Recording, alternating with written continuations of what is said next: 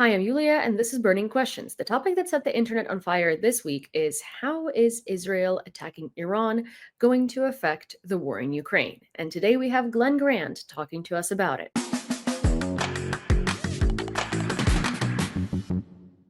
My name is Glen Grant, and I'm a former British Army Lieutenant Colonel, now living in the Baltic states. And I work firstly as a chairman of the board of a tech company, but a large amount of my work is you could call it defense consultancy, and I work a lot in Ukraine. So I have quite a strong view of not just of Ukraine, but also the Baltic region. So, last night, as most people have seen and some might not have seen, Israel attacked Iran. The photos from there that have come out are quite insane looking. The US promptly said that they had no idea that this was going to be happening and they have nothing to do with it. But we do know that there was I believe, 2,000 warheads that were supposed to go to Ukraine that were diverted and didn't go to Ukraine and allegedly went to Israel.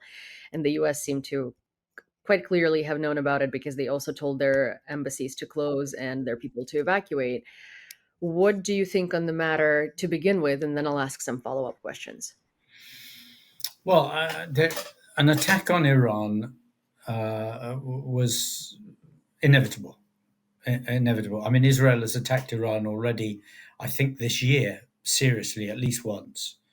And the problem is Iran is clearly set on making a nuclear weapon and is doing so, and has stated quite clearly, time and time and time again, that the aim of that nuclear weapon is to wipe Israel off the map. So Israel really has no choice but might say to fight back, because, of course, Iran may not be fighting Israel face to face, but it does support any country that is actually attacking, country or group that is attacking Israel. So Iran and Israel are effectively at war, whether one likes to call it that, or let's use special military operation on the part of the Israelis. Um, but I'm not sure that what Israel is doing is sufficient to actually to get at the nuclear work, because apparently it's extremely deeply underground.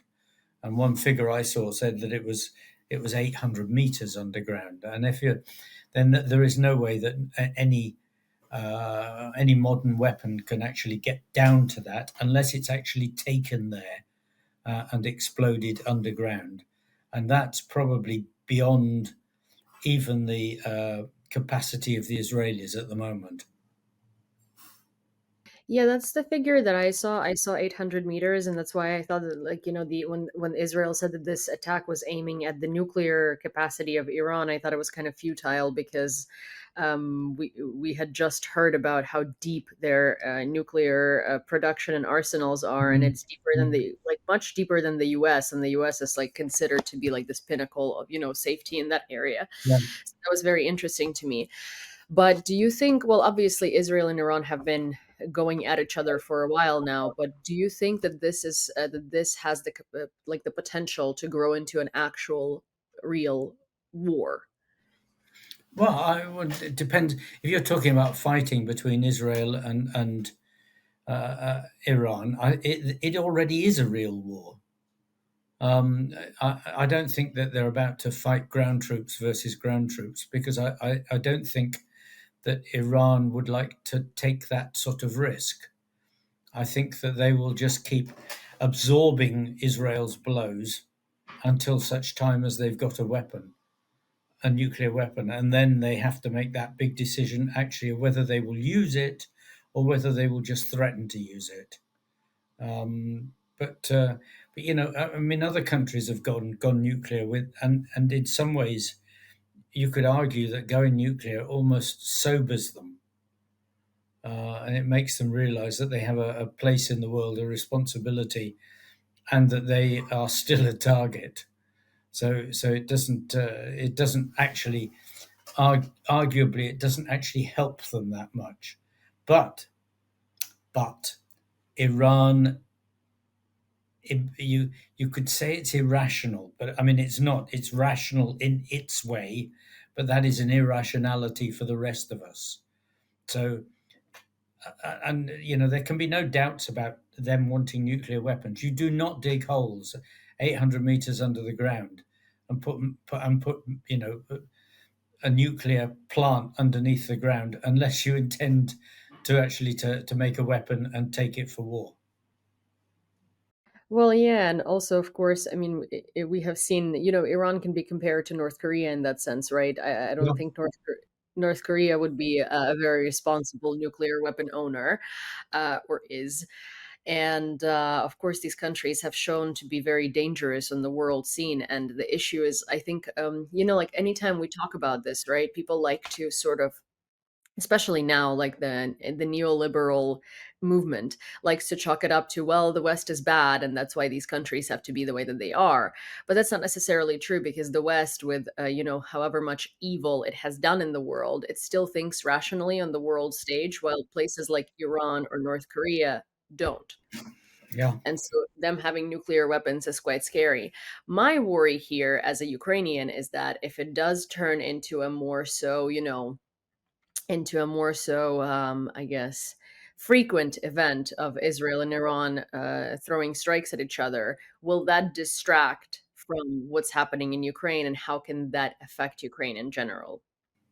Well, I think it already does distract a bit, and that was Putin's original idea when the Hamas activity all kicked off, was to actually to remove US from the Ukraine equation, which has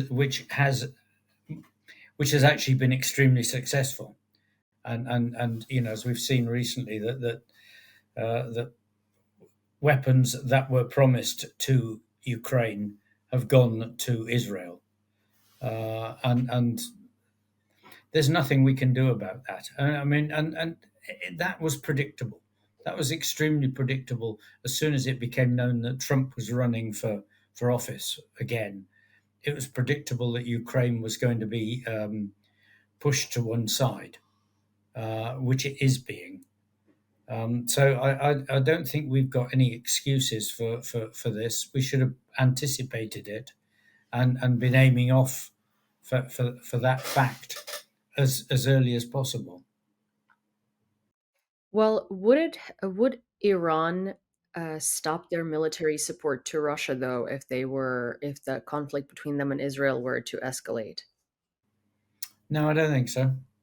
I don't Mm. think so. I think that they've got some sort of agreement with Russia that is probably about giving them the nuclear technology from Russia in exchange for thousands and thousands of drones and missiles. So, I mean, when you have a pact with the devil, it doesn't make sense if that pact is actually giving you what you want, because this is exactly what Iran has done. I mean, it's made a pact with the Russian devil. You give me nuclear power, nuclear weapon technology, and we will give you all the stuff you need to fight the war. So there's no sense in them stopping any relationship with Russia until they have that weapon. And in fact, if they stop the relationship with Russia, I would worry from that day on that they've got the weapon. Mm. Remembering they also need somewhere to test it, and I don't think they're going to test it in Iran, because although it looks like a nice big sort of empty place, it's actually quite well populated, with a considerable increase in population year on year. So it's not a spot for. It's not got big empty spots like somewhere in the Stans or in Siberia where you can test a weapon. Mm. Well, that's I mean, that's expected, and that's the answer that I was kind of expecting, but it's disappointing, obviously, of course, and especially now that you've mentioned the Trump administration, and the head of the national security, well, the head of the defense is Pete Hegseth, who is consistently trying to undermine aid for Ukraine, and that might result in the depletion of our air defense capabilities. What do you see? Like, I guess my question is more broad than that. Like, how do you see events unfolding for Ukraine here on out that all of this has happened so far? I mean, that's a big question. Russia is going to keep doing what Russia is doing. There's no question, and it seems to be increasing the number of shahids it can actually launch. I'm not sure about the production of missiles because I am not sure about what is coming from North Korea. It's actually quite murky. Let's just say that. But obviously, stuff is still coming from North Korea, and more technical weapons as well, including some apparently now coming from China. So I don't see that Russia on the ground and ground fighting is going to make any change to its plan or whatever. It's arguably winning on the ground. Um,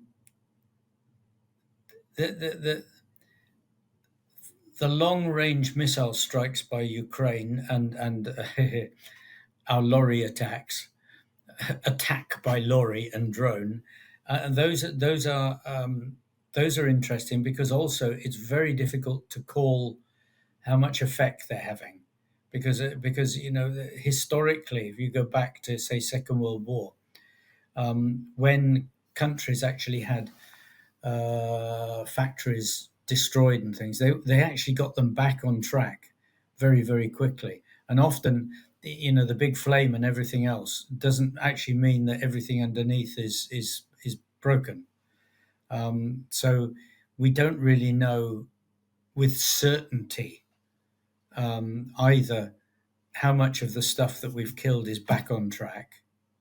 Although maybe the general staff know because they've got people to go and look. But we also don't know with certainty what has been removed over the Urals and is setting up shop a little bit further away from Ukraine. Well, I will say that it does feel like Russia has feel. I'm gonna emphasize the word feel. It does feel like their capacity to conduct strikes with Iskanders and Kinjals and sort of cruise missiles has gone down a little bit because living in Kyiv, the amount of drone strikes has increased exponentially, but the amount of missile strikes has gone down. Yeah, and you're right. What don't know, of course, is whether that's a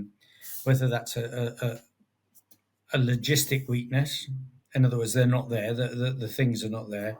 Whether it's a decision to hold back more for stage two, stage three now, I suppose, of the war, or or if they are focusing more of that sort of thing onto the front line and Kharkiv and Sumy. I mean, I haven't seen a graph showing which towns get how many missiles and everything. There must be one. Someone must have made one. So it should be quite clear whether the overall total number has gone up or down or whatever's happening. I'm sure now I've said this, someone's going to send me a link and tell me it's here, Glenn. Well, I hope so because I would like to see that data. Probably. Well, I mean, the general staff did come out and say that 42 aircraft in general were damaged, but 13 of them were completely destroyed. The rest sustained like varying degrees of Yeah, damage. damage. Yeah, that And sort of damage. thing is. I mean, Hmm. that sort of thing is expected. I mean, when you see things go in flames and everything, and you actually see it explode, then yeah, okay, then it's destroyed. But if it's just next to another plane, you can't be 100% sure, even if part of the wing is burning or something like that, whether the fundamental base of the aircraft has actually been destroyed. Yeah, agreed. Well, with this going on, right? The concern is I mean, Ukraine can continue conducting asymmetric warfare and we can kind of bank on it helping us a little bit, right? But in reality, we can't win this war alone. And the waning US support sends quite a few messages, right? Especially with the air defense and with the shells being redirected and with Pete Hegseth quite literally like screwing over all of the plans for any support for Ukraine. What should we expect here? Well, I don't think, well, while Trump and Hegseth are there, that we're going to get any more support. And maybe there's some dribbles through. You could say enough to keep the democratic woke left that would support Ukraine to keep them happy. But I mean, Trump has made it clear he doesn't support Ukraine, and Hegseth has made it clear that he doesn't want to support Ukraine. So I think we're just going to have to bite the bullet on that and try and produce what they would have produced for us ourselves. And that's not an easy thing to do in some cases. What is the like in an ideal world, what would Europe have to do along with Ukraine for us to have the capacity to substitute for the American weaponry and help? Well, I mean, first of all, fundamentally change gear because Europe is still bumbling along in peacetime mode. You could say the Germans are starting to come out of that, but the rest of Europe, there's very little change from what they were doing 3 4 years ago in terms of dynamic. Um, um, you are seeing change though. I mean, because if you look at Latvia, then the companies are starting to actually to develop. There are new startups coming in, and I think that this is being reproduced pretty much across most of the European countries. But that is not government activity. Let's be quite clear on that. So at government level and government change, they are falling a long way behind industry. And in many cases, there is no link between innovative companies and government. Or if there is a link, it's a link on paper or a link by conversation, but not actually a dynamic that says, "Please do this for us, please do that for us," in a hurry. And that hurry is the bit that's missing. I mean, even today, someone who was talking to me about one of the defense forces who knows people in there said, my friends are saying that there is actually no real change taking place, that the talk is there, but the change, the physical change isn't. Now, it's hard to look at some of these things because you can't tell what an army is doing round the back during an exercise. But I don't hear the right words for saying that there's huge amounts of change. And in fact, in UK, General Barons has actually suggested that we don't need to actually to move to what is going on in Ukraine, and that we can move incrementally, and that Britain wouldn't fight in the same way that Ukrainians fight, and that we'd fight the way we fight with drones. I frankly I disagree with him. I think he's living in a fool's world, because I do not believe that we're going to get anti-drone equipment at the required level that we need it to actually to fight the drones that we're likely to meet.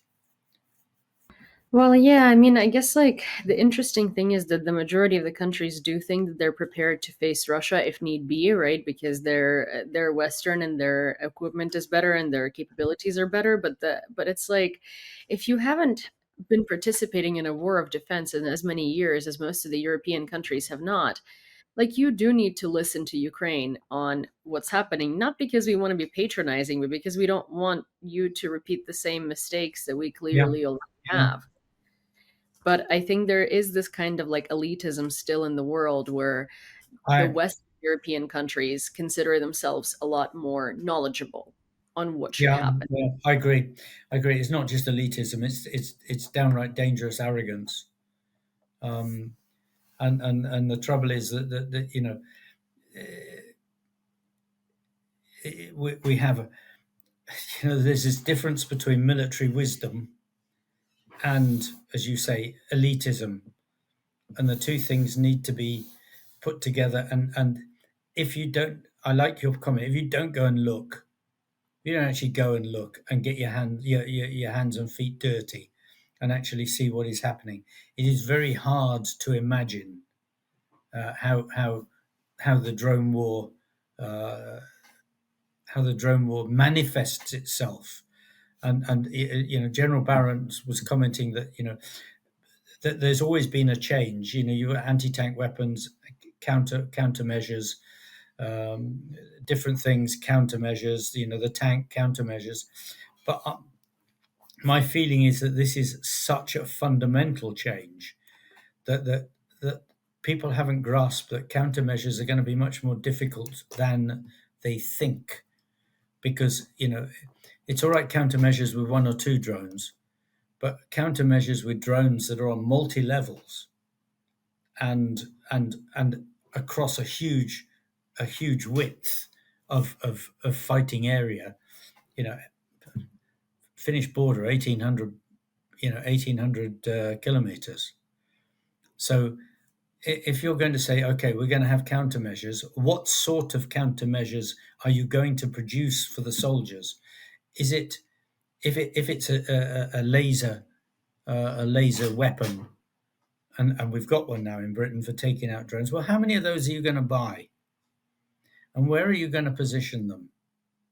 And how are you going to protect 300, 400 kilometers of front line with your laser weapons? Because You're you're not going to going buy one to. for every 10 kilometers. And then how do you deal with drones that are flying 2 meters above the ground or 3 meters above the ground? You can't take those out Hmm. until they arrive. Well, what the West is engaging in right now, or Western Europe, shall I say, in particular, is kind of like, when you have a professor at Harvard University who has never run a business, but has been teaching a course on how to run a business for the past 25 years. I mean, he has the knowledge in theory, but then if you bring an actual businessman without a Harvard degree who has been running a business for the past 20 years Yeah. successfully, he Yeah. will have a lot more to contribute than a fancy professor at a fancy Ivy League school who Yeah. has never had their own business, right? So it's like these two can work together because they can learn from each other, but one has theoretical Yeah. sort of Yeah. like ideas and things, and one has practical knowledge. Does Ukraine have any advantages right now over Russia? Oh, um, multiple advantages. I mean, the first thing is the ingenuity of the engineers, no question. The ability to make startups that can produce new things, um, and although Russia is quite good at that as well, and they get money directly. I think that the variety of technology that's coming out of uh, of Ukrainian companies is actually going, at some stage, is going to start to be a dominant factor in the battlefield. Not yet, because they still haven't got the money that they need. That's the bit that's missing. The money, is missing both from government and from international investors. Um, but it's still a latent advantage. Obviously, the manpower, the people that are fighting on the front line are fundamentally of a different order of magnitude to those that Russia is throwing at them from wherever they find them, whether that's villages in Siberia or Africa or China or anywhere else they can find, North Korea. So there is that advantage. Um, the the will of Ukraine is strong still. Yes, people are tired, but the will. I don't. My last two trips, I've been talking to people. I don't see any weakness in that will. Tiredness, yes, but no, fundamentally, people say we've got to win, and we will win, and I agree with that. I think that that there will come a point. What's that lovely expression? The worm turns. There will come a point in this war where either the government is going to have to change its plans because it's failing at the moment, or people will remove them, and there will be another Maidan. I mean, I don't know how long the public can actually make do with corrupt people being put into places, corrupt people not being punished, money being stolen from the front line, and no consequences. But that time will come. That time will come.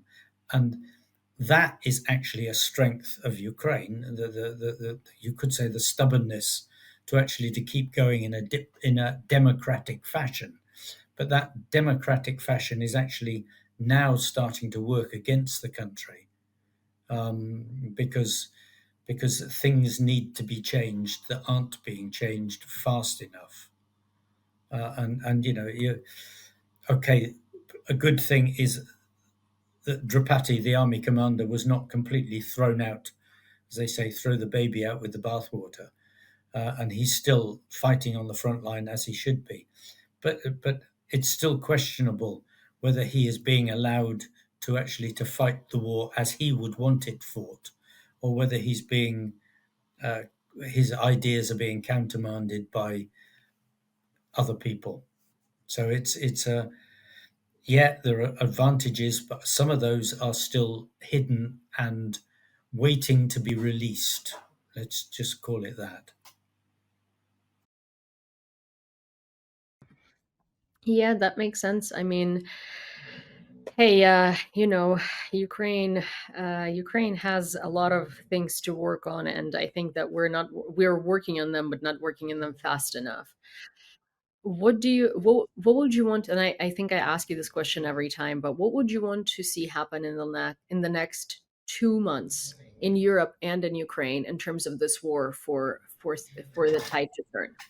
Well, in Ukraine, the first thing in my mind is the front line has got to be properly sorted out with the core structure and boundaries that are clear, with one man in charge of a block of fighting, not one man for the whole front line, as Sersky is trying to do, but these generals being given a clear part of the battlefield and then being reinforced with what they need to actually not just to hold, but to start moving backwards in the other direction. Because if you keep moving everything around, and drones are working here, working there, working here, working there, if one commander does not have clear authority over everybody that's in his patch, he can't fight properly. If he has to even delay by 20 minutes for asking permission to pull people back or move people forward, he can't fight properly. In that 20 minutes, 4 soldiers have been killed, 7 soldiers have been killed. So we have to give our commanders the ability to fight and to make decisions, and either to fight well or to fight badly and get removed and changed. But to do that, they need clear boundaries. And those boundaries, I tell you, the big thing is they shouldn't just go forward. Boundary shouldn't just be the front line. The boundary should be 60 kilometers on a core at least forward over the grey zone, and 60 kilometers backwards, which would mean that the commander who is fighting the Sumy battle in front of Sumy should also have Sumy inside his battle area. So he should know that the defense of Sumy is his. If he goes backwards, he's not relying on some idiot administrator to dig trenches for him. Those trenches should be his trenches that he digs, where he decides for his soldiers when they go backwards. That is the first thing. That is fundamentally the first thing. Get the boundaries clear for the whole of the front line. That's your patch. Fight it forwards and backwards, and let them move a bit. Let them fight a bit, not just hold them in lines. Let them fight as Ukrainians can fight when they're given their initiative. Let the tactical boys at the front do what they can do, not force them to do something that they can't do, which is what is happening too often now. So that's my first thing. Second thing is that we need to bring back, to encourage to come back, all those soldiers that have gone absent, all of them. And if that means we need a general encourager. If it means we need some very nice very nice people working for him who phone and who find these people and say, please come back. But then we need to train them properly. I went to visit these guys when they came back, and it's quite clear that a large amount of them are totally untrained. They're untrained and they're unfit. So if they're going to come back, we need to put them all the way back through the whole training again for a second time. In some cases, it'll be for the first time because they've not been trained the first time properly. Put them through the training, give them time, a little bit of extra time to do some fitness training, to get their confidence up, and to make them feel that they've got a fighting chance when they're in the front line. That's the second thing. So that means changing the training structure to think about each person as someone who's going to the front line, not blocks of numbers. So every person should be treated independently. And that means testing them, and it means finding out what they're weak, what they can do, what they can't do, and then training them again to be able to do that thing. That's not impossible. We've got people that are capable of organizing that, but they've got to be allowed to do it, authorized to do it, encouraged to do it. And this should not be interfered with by the general staff. That is not their job. This is an army staff job. So there's a second thing for you. And it needs a general in charge, as I said. It needs a good general in charge, someone who people admire and respect, because they're not going to come back otherwise. And the third thing is this leadership problem, and that has to be fixed. That the officers who are failing have to actually be taken out and retrained, not just putting them into reserve. What do you put people in reserve for and hide them away? If they're in the reserve, train them so that we can bring them back into the front line and give them a second chance of this time with training. Because a lot of the failures are simply because people don't have the skills to be able to fight in the way that they need to fight. So they fail. So we need training. And that means not tactical training, but military management training of how you fight a battle, and in big terms, operational terms, what you do with your people, how you actually do manage your people, how you give orders, how you plan, all these things, how you do your logistics. And I'm afraid that probably needs foreign support to make that happen, because there's no proper staff course in Ukraine, and every other army thrives upon the officers, the lieutenant colonels, being trained on staff courses. I had to do two. I did one as a captain, junior staff course, learning how to work at brigade level and how to do all the jobs at a brigade level, including the brigade commander's job. And then I did a second one, which was strategic level, when I was actually a senior major, and then lieutenant colonel. So these things, they've got to have these courses. If you don't have courses, how do you don't let doctors go on the front line, and learn how to be a doctor on the front line, do you? I mean, how long do people train to be metro drivers in Kiev? Probably a long time. It A probably takes, long time. yeah, A long time, like a year. And then we're talking about people taking command of things that have had yeah, virtually no training of any yeah, significant sort. So all that and Drapati was working on that even in his spare time because he was fighting on the front line. yeah. But someone else needs to pick those things up and run with them. Now those are my three biggies: leadership, organization on the front line, and organization of training. Get those right, and and the enemy will go backwards. I mean, those are big biggies, they're good biggies. I agree with those biggies.